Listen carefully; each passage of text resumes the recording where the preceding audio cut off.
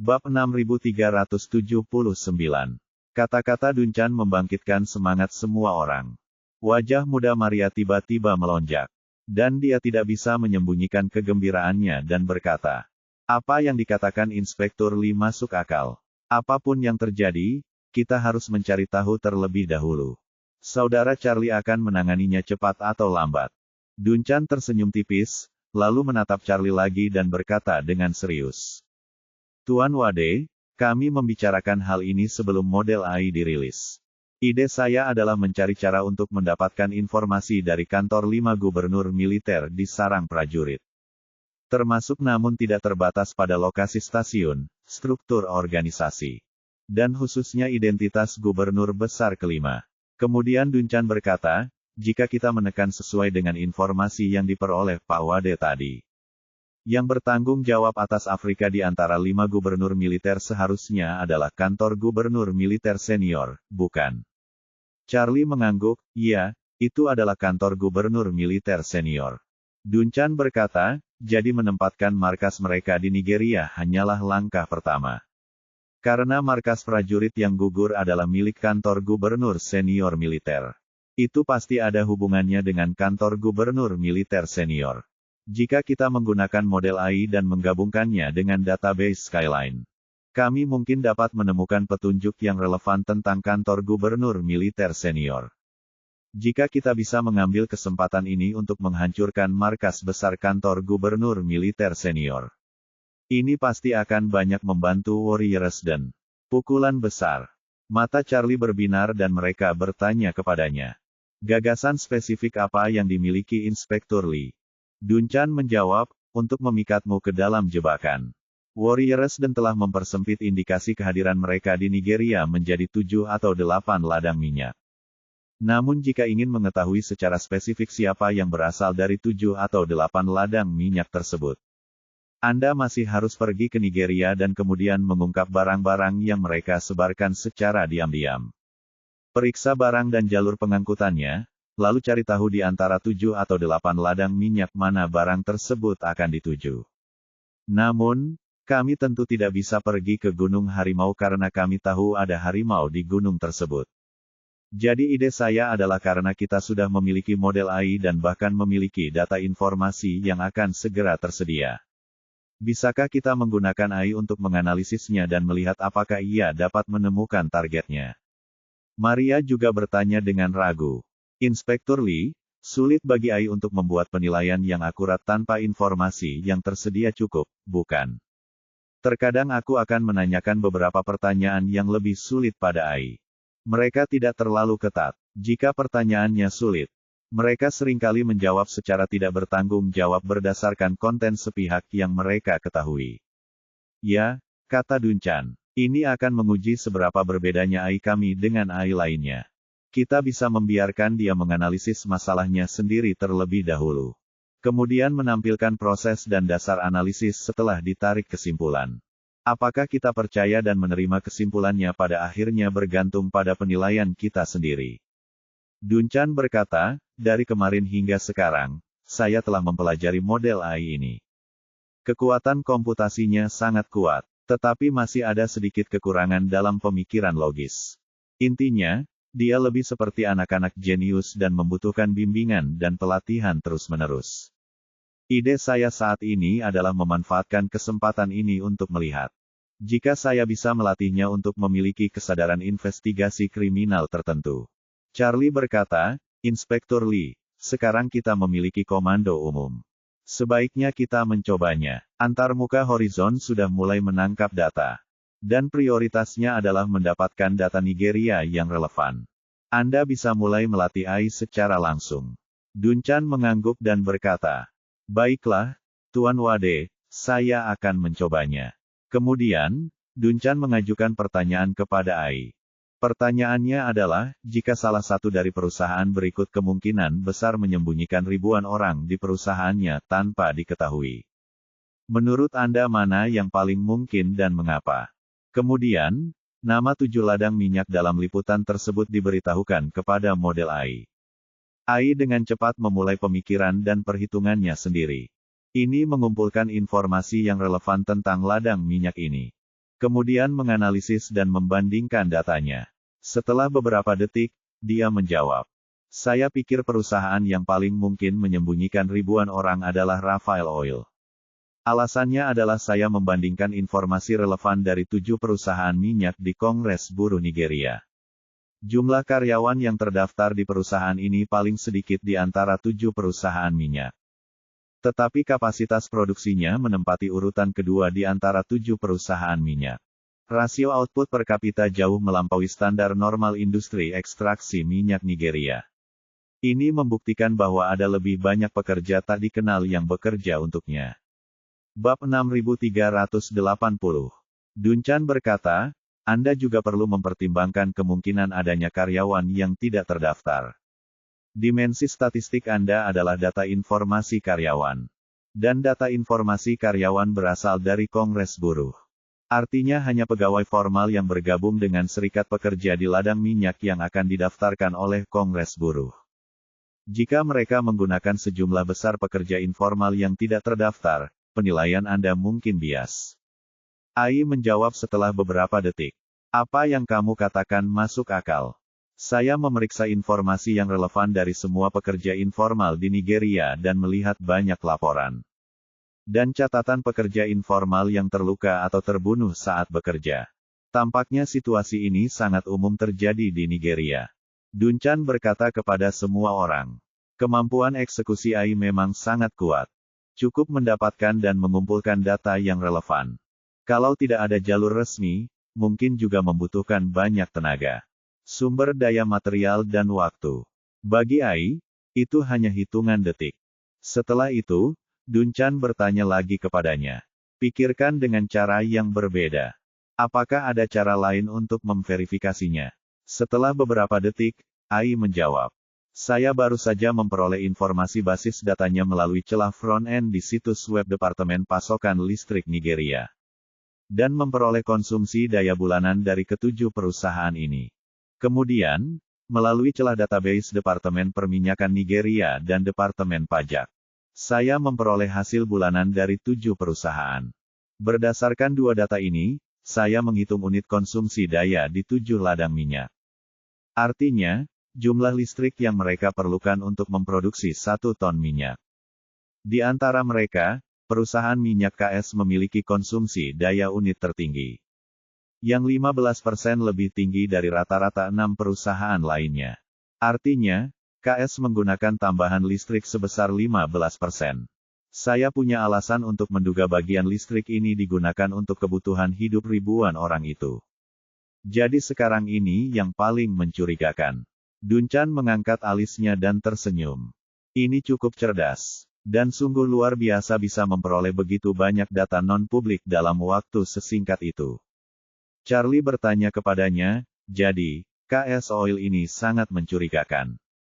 Duncan menggelengkan kepalanya, belum pasti. Ai tidak memahami sifat manusia dengan cukup baik dan akan mengabaikan banyak faktor objektif.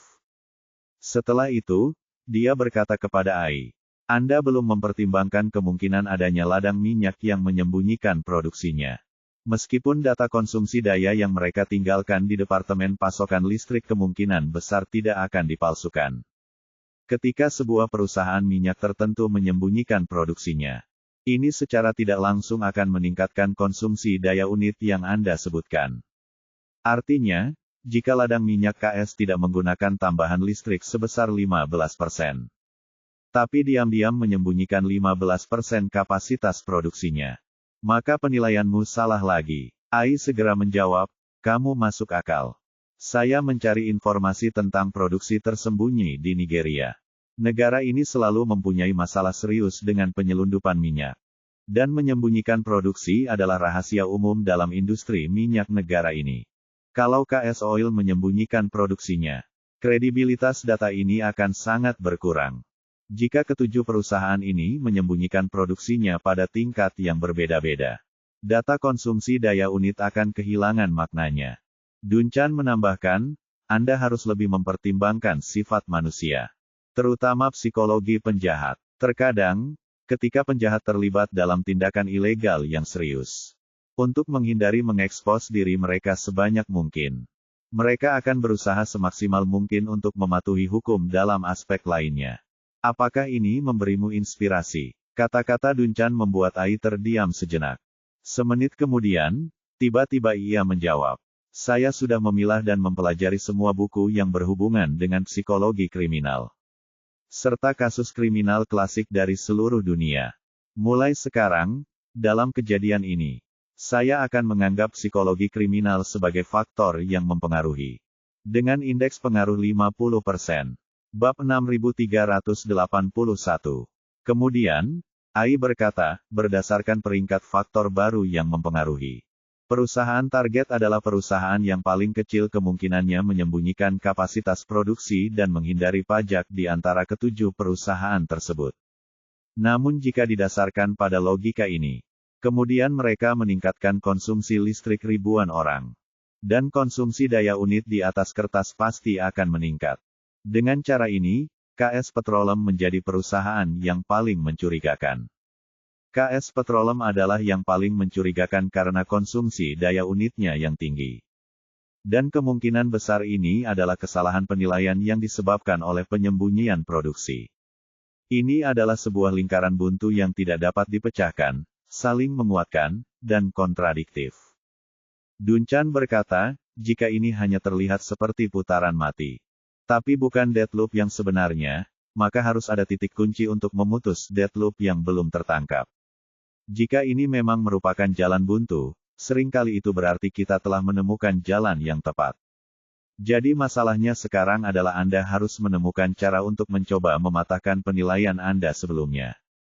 Ini seperti kamu membangun rumah. Untuk memastikan atapnya tidak bocor, pertama-tama Anda harus membuatnya tahan air semaksimal kemampuan Anda. Dan kemudian cobalah segala cara untuk menuangkan air dari atap. Jika tidak bisa dituangkan, ini membuktikan bahwa pendekatan Anda benar. Kalau bisa dituangkan, itu membuktikan pendekatan Anda salah. Setelah beberapa detik, Ai menjawab. Saya kira kalau minyak KS memang ada masalah. Ini pasti tidak akan meninggalkan bak yang dapat dengan mudah ditemukan oleh orang lain dalam hal konsumsi daya unit. Ini seperti yang kamu katakan tadi. Saat melakukan kesalahan besar, usahakan sebisa mungkin menghindari kesalahan kecil lainnya. Jadi KS dengan mudahnya saya ketahuan bermasalah. Kemungkinan besar mereka tidak melakukan kesalahan besar lainnya. Namun, karena targetnya memang perlu menyuplai listrik ke ribuan orang. Sekarang saya menduga pihak lain seharusnya punya cara lain untuk mendapatkan listrik. Setelah itu dilanjutkan, semua data Skyline terkait Nigeria telah diunggah ke server. Saya perlu menggabungkan data Skyline untuk mengidentifikasi target secara lebih detail.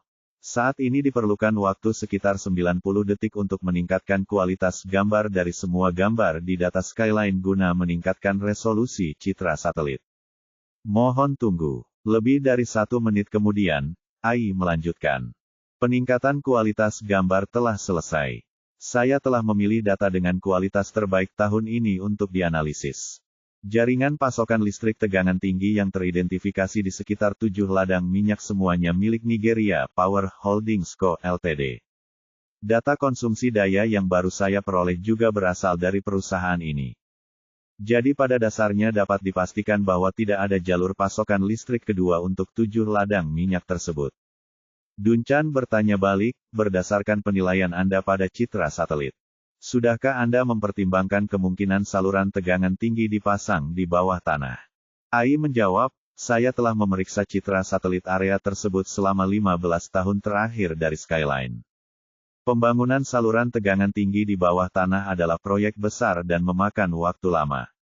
Tetapi dalam citra satelit selama 15 tahun terakhir, tidak ditemukan jejak konstruksi yang mungkin terkait dengan saluran tegangan tinggi di bawah tanah. Dunchan jelas sedikit terkejut, karena dia menemukan bahwa Ai sudah mulai memverifikasi kesimpulannya sendiri sebelum memberikan kesimpulan. Itu jauh lebih dewasa daripada memberikan jawaban langsung tadi. Jika Anda ingin melatih karyawan untuk melakukan transformasi seperti itu, mungkin diperlukan waktu beberapa tahun. Jika Anda bertemu seseorang dengan otak yang buruk, dia mungkin tidak dapat melakukannya seumur hidup Anda. Namun bagi Ai, itu hanya beberapa percakapan. Inilah pentingnya melatih AI. Membiarkan detektif papan atas melatih AI pasti akan membuat AI memiliki logika yang sangat ketat. Dunchan jelas sangat lega. Dia berkata dengan nada agak bersemangat. Anda memutuskan bahwa tambahan konsumsi daya yang ditargetkan tidak didukung oleh perusahaan induk listrik Nigeria. Dan Anda juga memutuskan bahwa target tersebut tidak boleh memiliki saluran pasokan listrik eksternal lainnya. Berdasarkan ini, apakah Anda sampai pada kesimpulan baru? Model AI menjawab, saya pikir target tersebut seharusnya dapat menambah kesenjangan kekuatan ini dengan sendirinya. Dunchan memandang Charlie dan bertanya kepadanya. Wade, pangkalan orang mati memasok pasokan listrik tambahan untuk ribuan orang. Kesenjangan ini seharusnya sangat besar, bukan? Bab 6382. Charlie mengangguk dan berkata, kesenjangannya sangat besar. Dan konsumsi listrik ini tidak sesederhana konsumsi listrik harian ribuan orang ini. Saya pernah ke tambang tembaga di Siprus, tempat ribuan orang tinggal di bunker bawah tanah. Skala bunker bawah tanah sangat besar.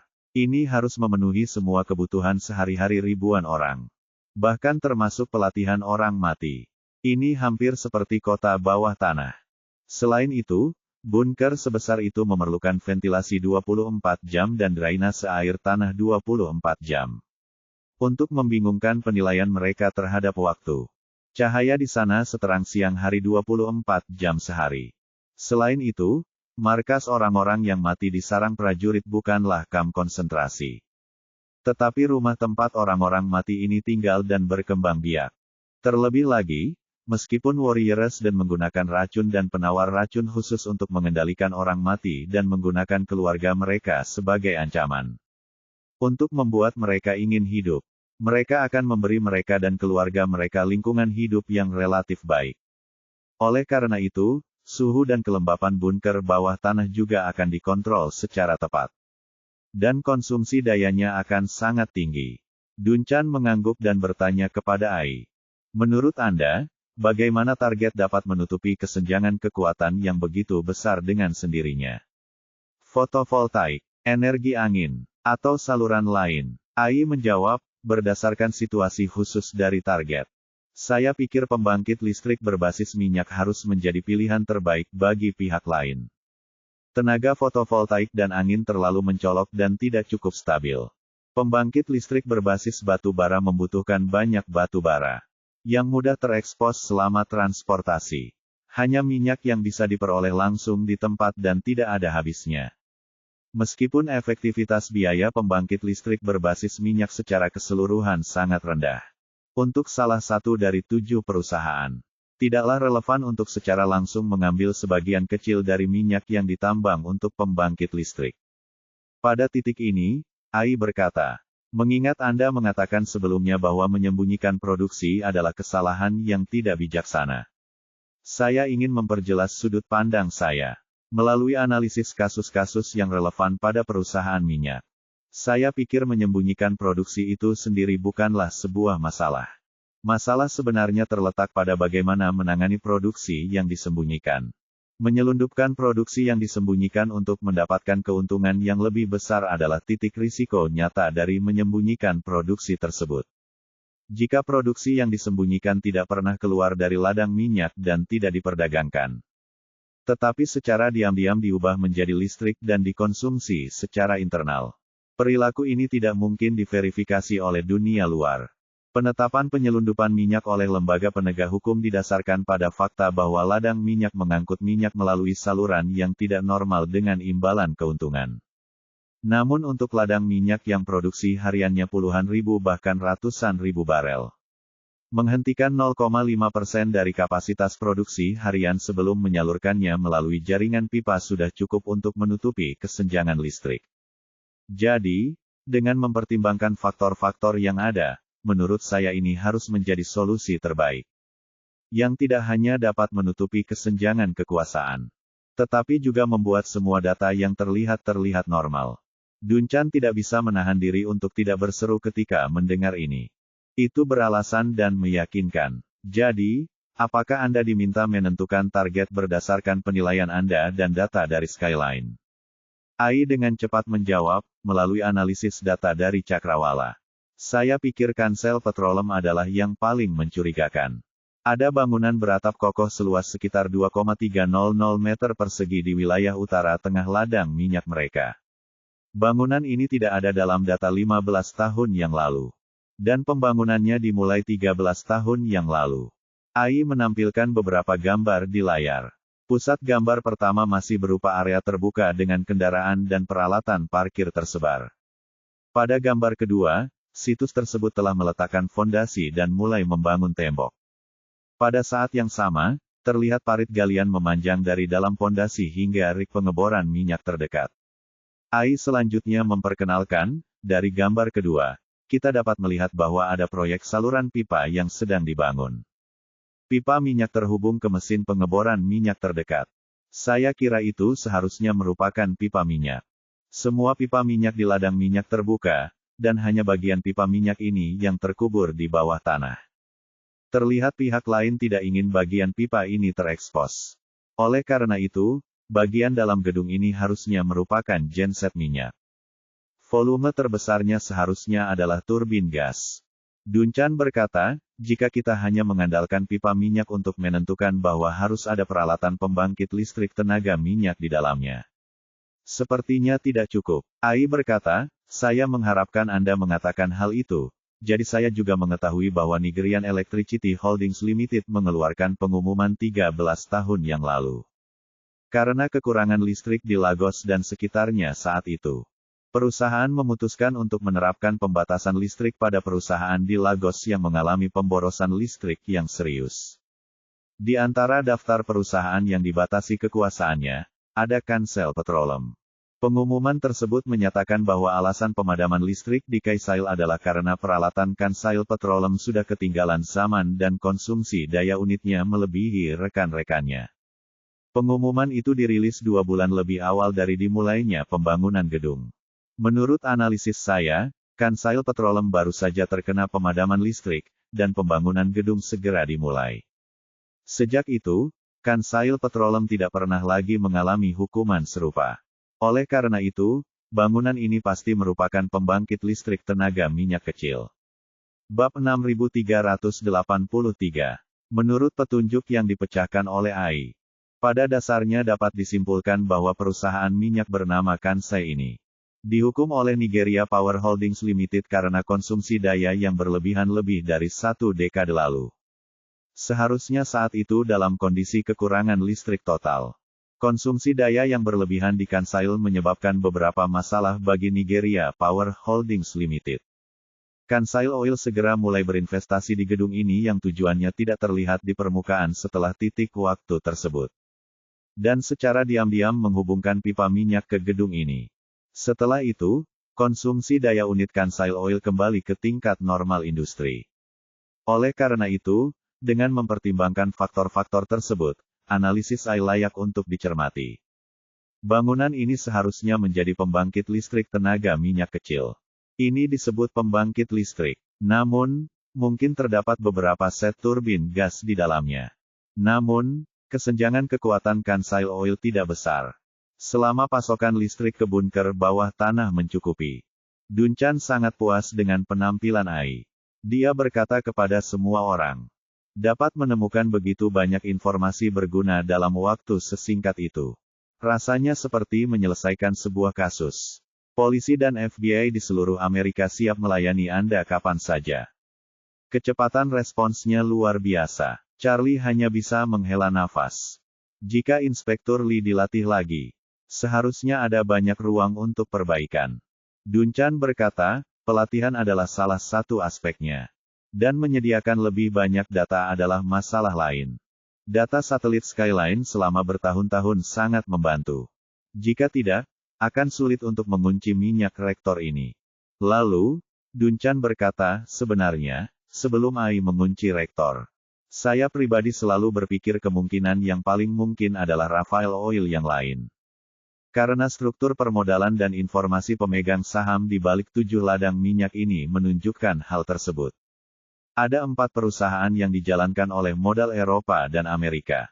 Hanya satu yang merupakan perusahaan lokal Nigeria, dan 2 lainnya dijalankan oleh modal Asia.